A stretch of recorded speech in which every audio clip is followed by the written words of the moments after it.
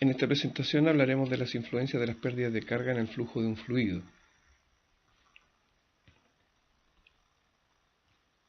Como se había visto anteriormente, las líneas de corriente se generan a partir de la trayectoria de una partícula de un fluido cuando éste se encuentra en flujo, es decir, cuando se encuentra en movimiento. Las partículas se mueven por una trayectoria que permite definir el comportamiento de esta partícula a través de su movimiento en la tubería. Bidimensionalmente se le llama una línea de corriente, y cuando esta línea de corriente se plantea en un sistema tridimensional, se habla de un tubo de corriente. Las líneas en flujo laminar son paralelas, y para determinar el comportamiento, Bernoulli estableció una relación energética en la cual él decía de que esa partícula en todo el trayecto podría variar, por ejemplo, la velocidad, su presión y su energía potencial al nivel topográfico, por ejemplo, pero que la suma de estos tres componentes sería constante. Por lo tanto, si la energía es constante en la partícula en su trayectoria, nosotros podríamos hacer una relación entonces entre los cambios entre una posición y otra de la partícula en el flujo.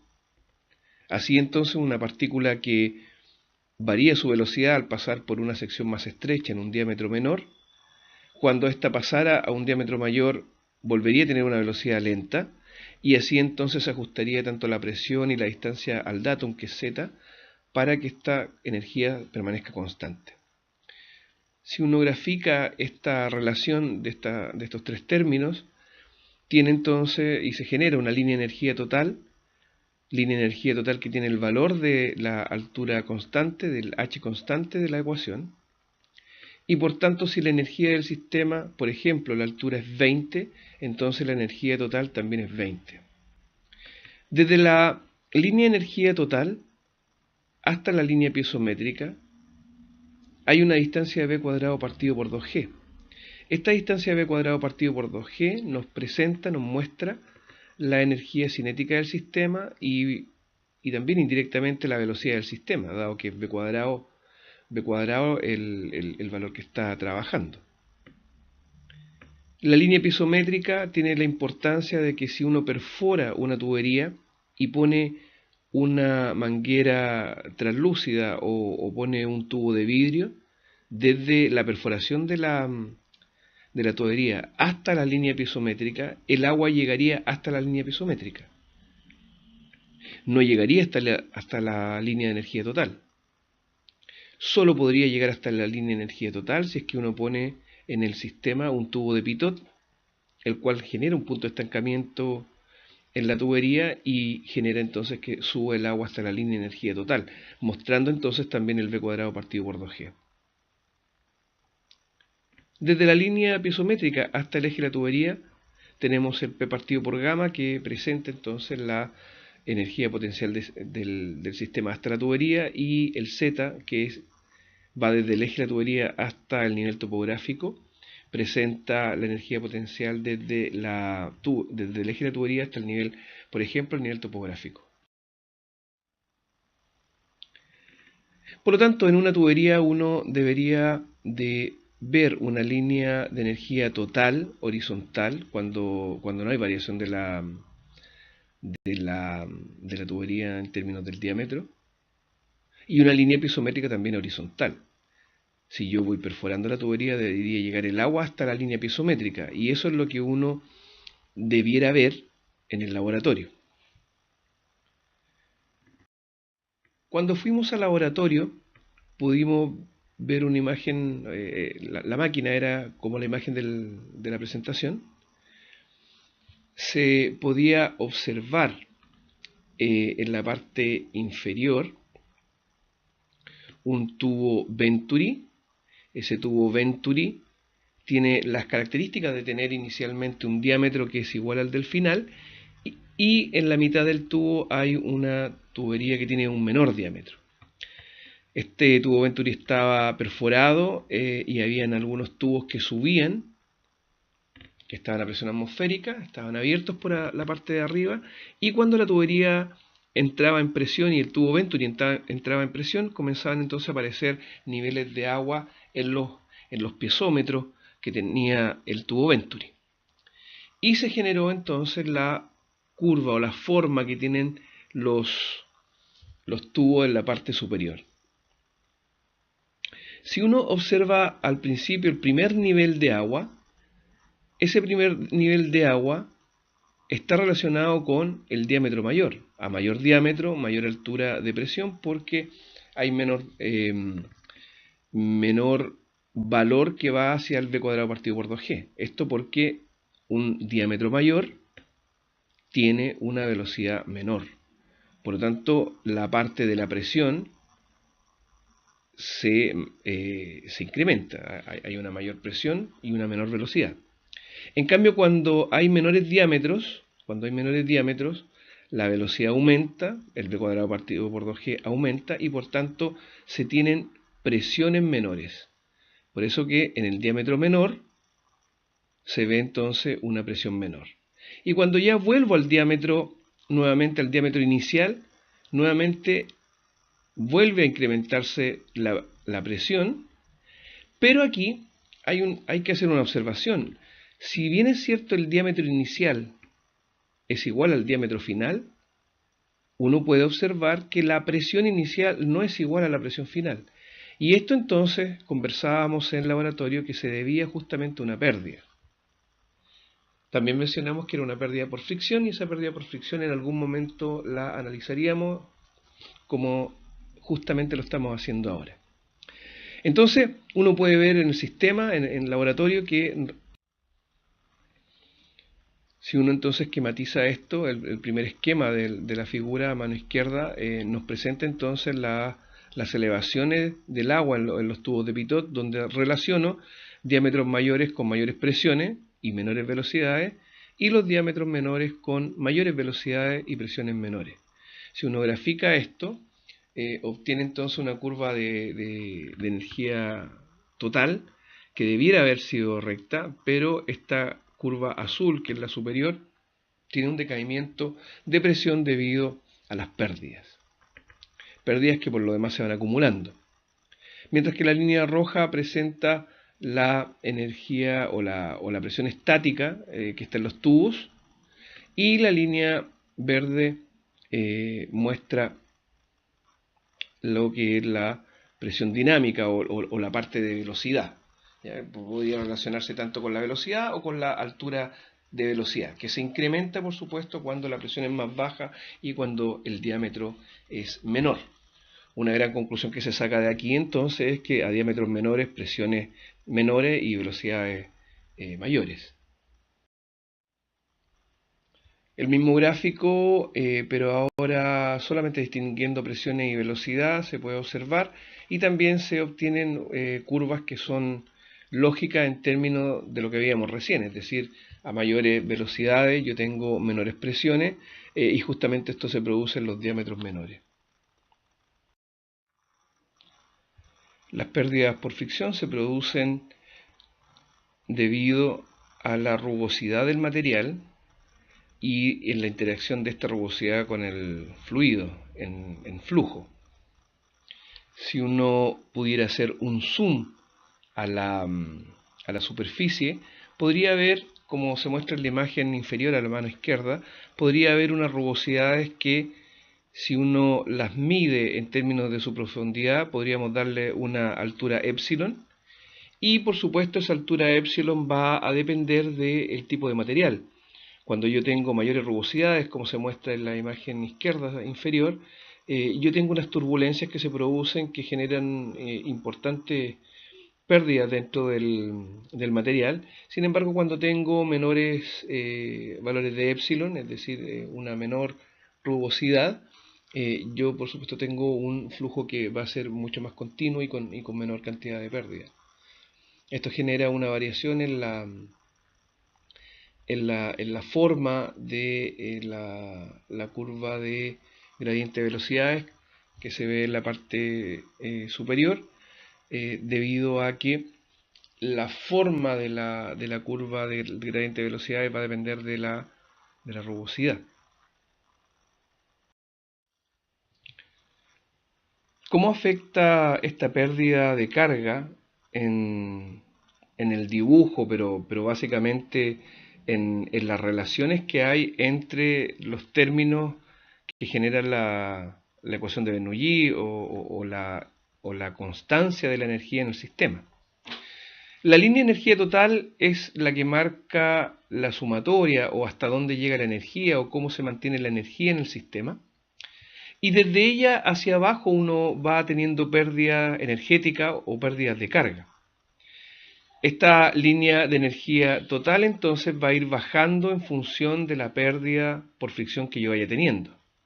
Y esta pérdida por fricción es acumulativa. Entonces, si yo divido la tubería en tramos iguales y yo calculo la energía perdida, voy a tener entonces una inclinación negativa o va a ir descendiendo la curva energética en función de lo que pierda por cada tramo, por fricción.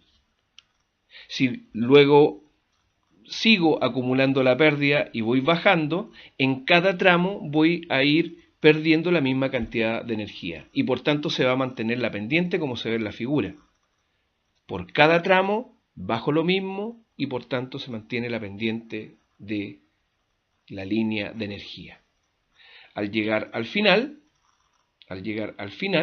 voy a tener una acumulación de todas estas pérdidas, a la cual le voy a llamar HF o delta H, dependiendo del autor con la que yo calcule la pérdida, va a aparecer una u otra simbología. Y voy a tener entonces el cálculo total de la pérdida del sistema. Podría entonces, si tengo una pendiente constante, podría hacer una relación entre lo que pierdo en cada tramo y la pendiente. Esto se hace por trigonometría simple. Si yo tengo un largo, una distancia recorrida, LI, y tengo una altura de pérdida, HFI, entonces la pendiente va a ser S, y la pendiente S se relaciona con tangencia, y es decir, es el cateto opuesto partido por el cateto adyacente, que en este caso es la pérdida en el segmento dividido por la distancia recorrida en el tramo.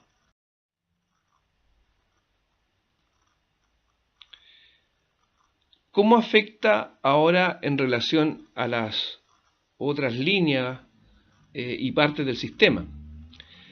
Lo que yo tenía anteriormente era una línea de energía total y una línea piezométrica que estaba a una distancia de b cuadrado partido por 2g más abajo.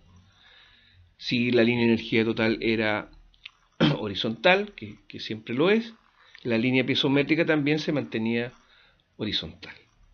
Por lo tanto, tenía en el dibujo, en la práctica, tenía una horizontalidad siempre de la línea de energía total y de la línea piezométrica.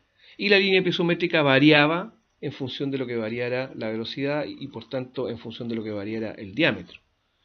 Pero en este caso, como se ve en la imagen, como tengo solamente un diámetro, entonces permanece constante.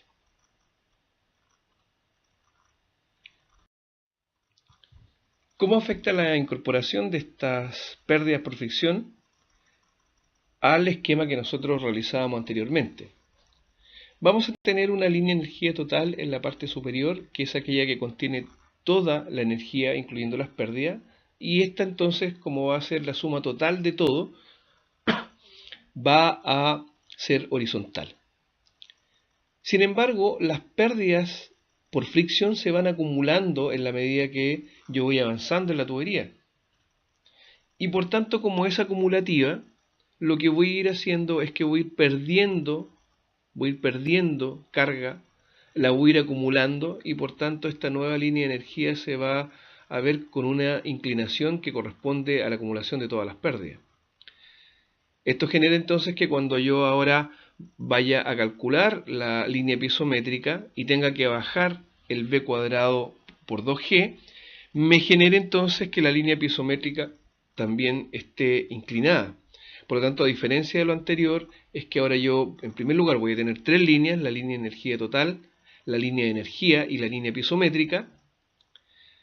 La relación entre la línea de energía y la línea piezométrica es b cuadrado partido por 2g y las mantiene paralelas, pero la relación entre la línea de energía total y la línea de energía es acumulativa, por tanto se va a ver con una inclinación que genera entonces también la inclinación de la línea piezométrica.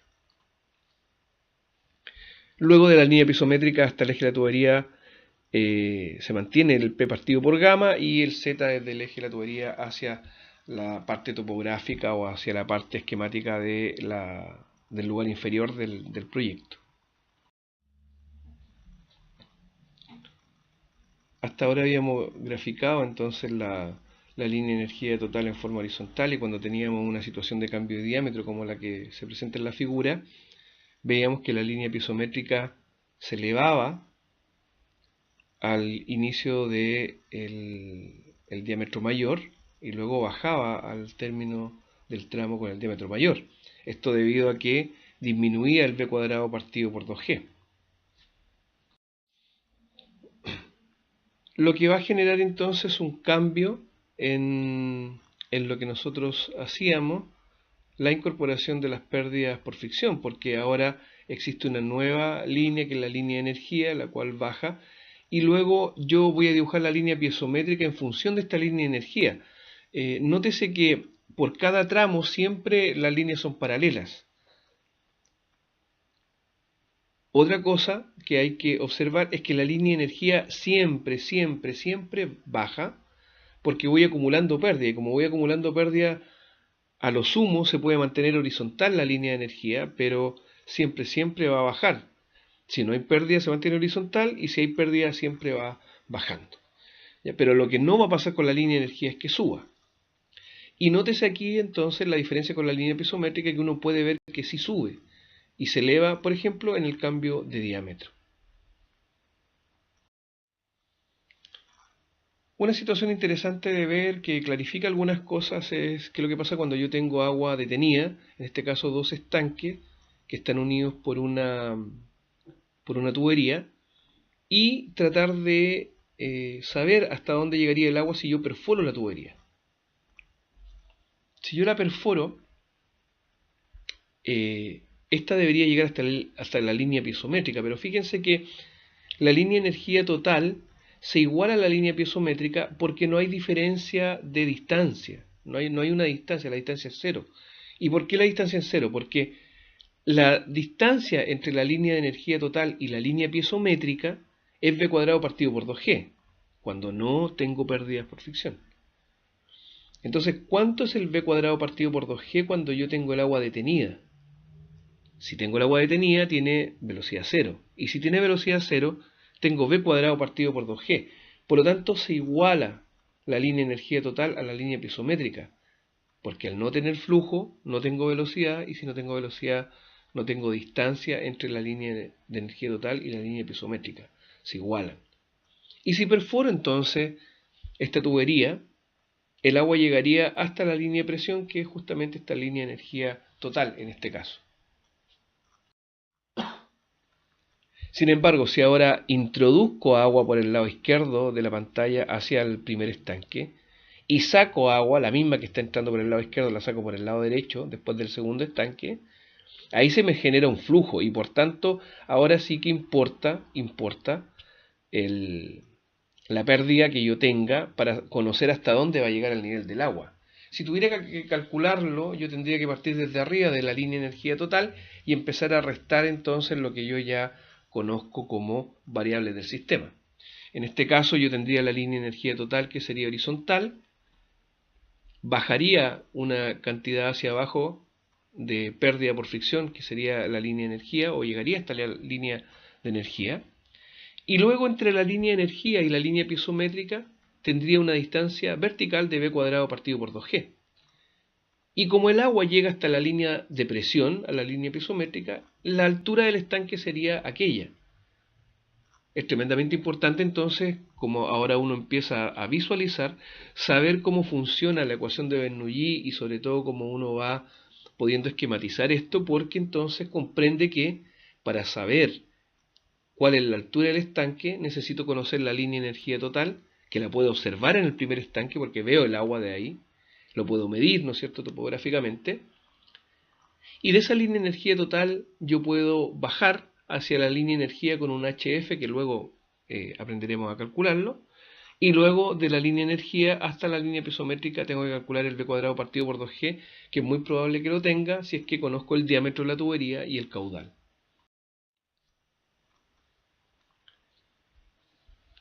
Otro punto interesante es visualizar la diferencia de lo que se produce en el dibujo de la línea de energía total y la línea piezométrica cuando yo tengo un piezómetro y un tubo de pitot.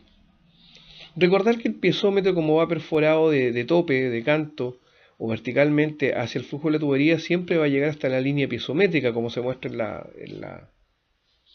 en la figura superior. Sin embargo, cuando yo me elevo desde la línea piezométrica,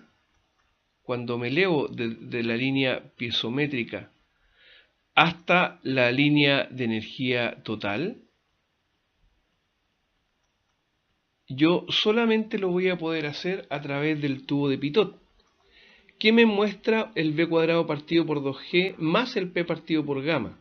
Por lo tanto, me muestra lo que la línea piezométrica que me presenta el piezómetro. Además de ella, el pitot le suma el V cuadrado partido por 2G y me presenta entonces la línea de energía total. Ahora, ¿cómo esto varía cuando yo ahora tengo pérdidas? Bueno, en la imagen inferior entonces se puede observar cómo va variando, porque tengo una línea de energía total que seguramente va arriba en el sistema, una línea de energía total, y luego tengo la línea de energía que corresponde a la línea de energía total que considera las pérdidas, y ahora el agua ya no va a llegar hasta la línea de energía total, sino que va a llegar con el V cuadrado partido por 2G, va a llegar hasta la línea de energía. Mientras que el piezómetro sigue mostrando entonces las alturas de presión de la línea piezométrica, que es la que está más abajo.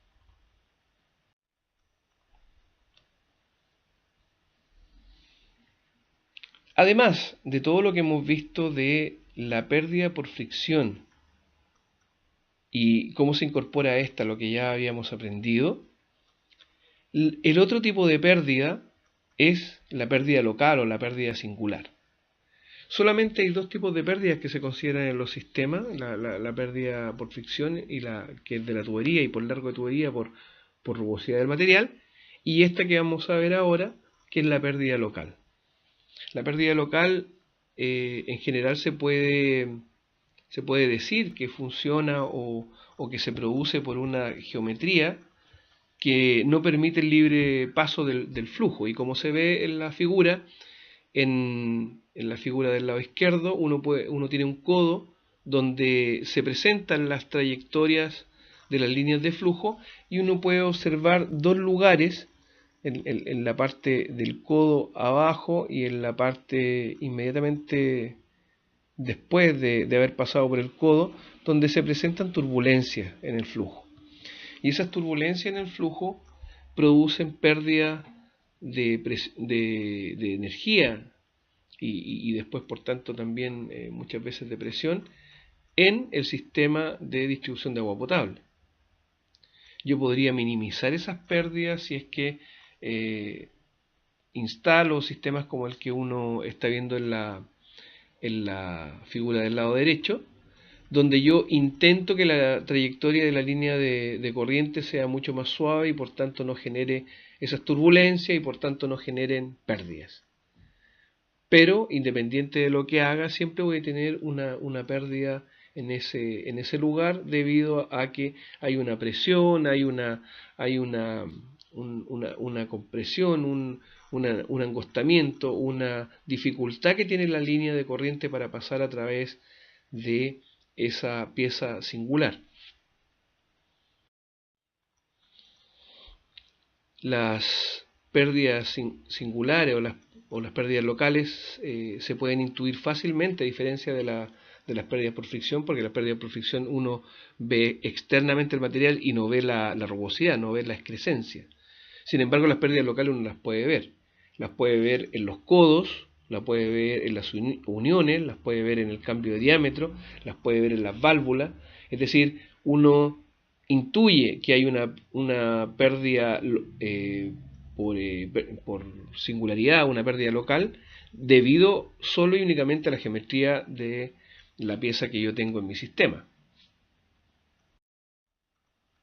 Hay existen abacos, existen documentación, existen estudios que van dando cuenta por cada una de las piezas cuánto es la cantidad de pérdida que le corresponde a cada una de ellas.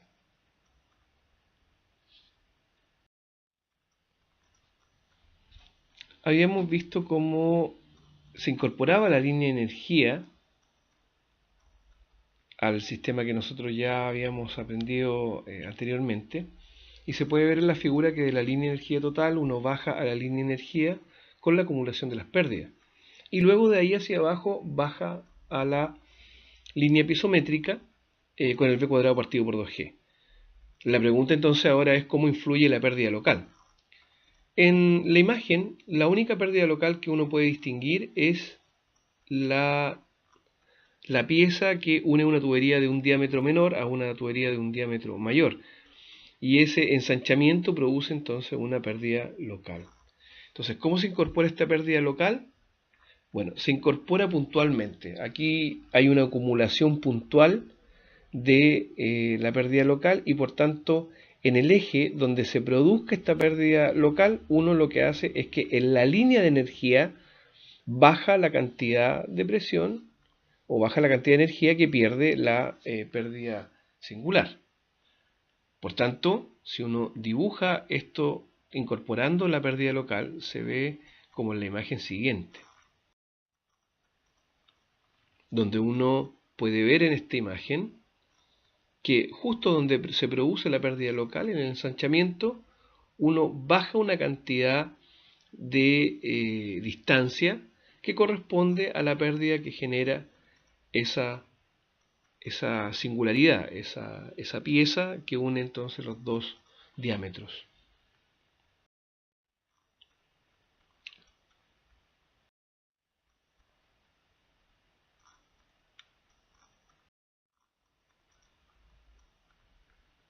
Aquí uno puede ver un ejemplo. Es importante ver cómo baja inmediatamente la línea de energía en la entrada del estanque. Aquí se baja por una pérdida singular y luego entonces continúa hacia abajo perdiendo por pérdida por fricción, y luego la línea pisométrica se encuentra un V cuadrado partido por 2G más abajo de la línea de energía y se encuentra paralela. En este sistema la línea de presión justo llega a cero porque hay una salida de la tubería y está regulada, se ha calibrado el sistema justamente para que llegue con presión cero. En este otro ejemplo uno puede ver que la línea pisométrica no llega con su pendiente a cero y por tanto llega con cierta presión un par de milímetros antes de la salida, y para salir el agua entonces transforma toda esa línea pisométrica que tenía a V cuadrado partido por 2G. Es decir, sale sin presión, a presión cero, y sale con una gran velocidad porque toda esa presión que tenía remanente se la está entregando al V cuadrado partido por 2G, ya que no hay pérdida. En este ejemplo uno puede ver cómo hay, o puede identificar dos pérdidas locales, que es la entrada del estanque y el ensanchamiento, y uno puede ver entonces cómo estas dos singularidades se van sumando a la línea de energía. Hay que observar nuevamente que la línea de energía total se mantiene constante, la línea de energía siempre va bajando porque va acumulando pérdida, y luego ya la línea pisométrica va a depender del V cuadrado partido por 2G.